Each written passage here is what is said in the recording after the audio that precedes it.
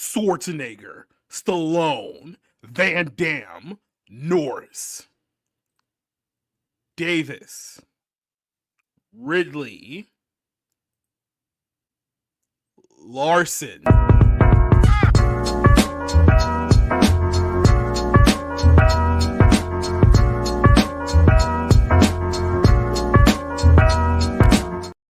Welcome back to the 511 show. And yes, no, this photo is not AI. It's real. It's a real still from a real movie that's coming out here in a couple of months.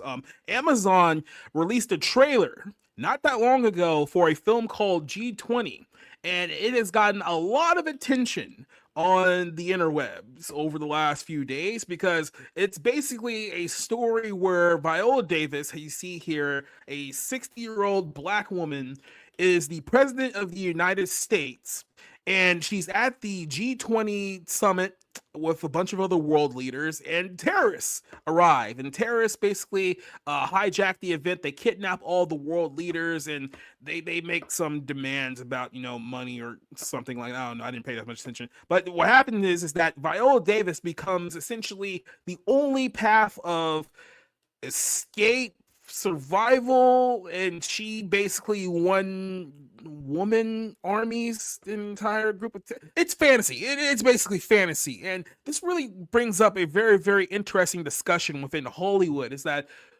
why are they still trying to push the female action movie trope? Why are we still doing this? So some of you guys don't know, I have a site. I do have a site. It's called Society Reviews. So you can go check it out, societyreviews.com. But this is an article that I wrote several years ago. And I thought back then that Hollywood had gotten the message from audiences that they don't want female-led superheroes and action movies and whatever they were trying to push at this time, that I thought audiences thoroughly rejected back in 2019. Apparently, they didn't get the message here. You guys have seen the agenda from Hollywood over the last several years, and the agenda has basically been this, female-led action heroes, female-led superheroes, female-led, everything is getting a female bent here, where we're taking a franchise that was essentially propped up by men and twisting it and putting a woman on front and center, and these things do not work. Financially, they do not work. People don't want to go see these movies. Here's a quick little short list here of some of the films. This was back in 2019 that flopped. You guys remember Terminator Dark Fate, when we basically took out all the men in the Terminator franchise and placed them with women? Yeah, that one bombed pretty hard at the box office. Lost about $100 million. Here's another film. I believe this one was called Anna, where we basically had a 90-pound supermodel, I should say, playing the role of super assassin, and that was another money loser. $30 million lost at the box office. We had Men in Black International with Tessa Thompson front and center. That film lost about $50 million. X-Men Dark Phoenix, remember that movie? The movie that fundamentally killed the 20th Century Fox's X-Men franchise? Yeah, that one was awful. Pound for pound, the worst X-Men movie to have ever existed. And that one lost about $170 million. Here's another film, Miss Bala. If you guys remember this actress here, her name escapes me. It doesn't really matter. Lost $15 million. Black and Blue. Here's a movie with Tyrese and a black woman about, a corrupted police force. No one saw this movie. $10 million loss. Anita Battle Angel. Now, I know some of you guys, for some weird reason, really like this movie. I don't know why. It wasn't really that good to begin with, but if you guys remember, it also lost about $53 million at the box office. Tomb Raider, the recent iteration of Tomb Raider, didn't do very well. Lost $25 million. Proud Mary with Taraji P. Henson here. Didn't do well at the box office. $40 million loss there. The Kitchen, which was about a group of middle-aged women who were married to, I guess, mobsters or something. And I don't know. It didn't make very much sense. I know it lost money. Lost $50 million. And then, of course, Charlie's Angels, which was a film that, surprised, it lost money too. You seeing a pattern here? You guys seeing a trend here with these movies that keep getting released and shoved down our throats with female-led action leads, and they don't do well? Like I said, this is 6 years ago. You think that Hollywood would have learned by now, but no, they don't learn their lesson. They just keep moving forward despite what you tell them.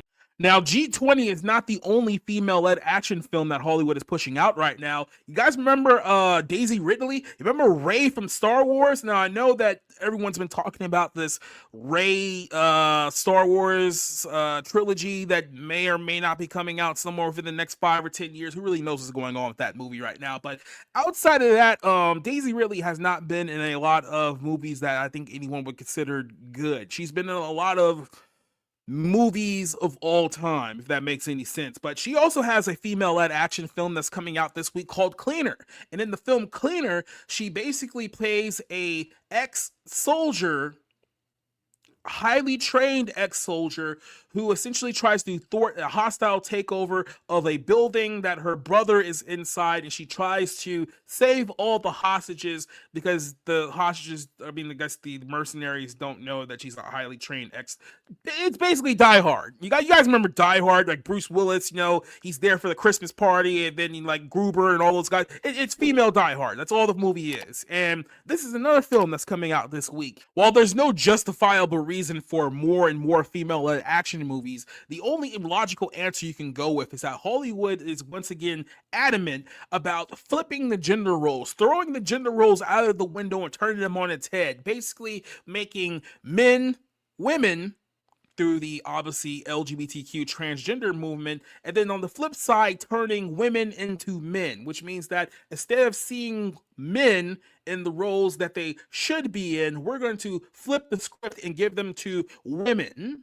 And I don't know if there is a better representation of exactly what we're dealing with, not only in Hollywood, because Hollywood is a very, very small bubble to our overall society, but I think this is a purpose representation of what we're seeing here right now. And I hate to break this to a lot of you guys, this is probably going to get far worse before it ever gets better. Are we ever going to get back to the days of the Schwarzeneggers and the Stallones and the Van Dams and the Norrises?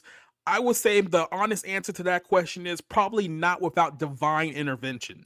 Let me know what you guys think about this recent wave of female-led superheroes and action stars, and Hollywood not only doubling down but seemingly tripling down on what no one actually wants. Tell me what you guys think in the comments below, and I'll see you guys in the next episode. Adios.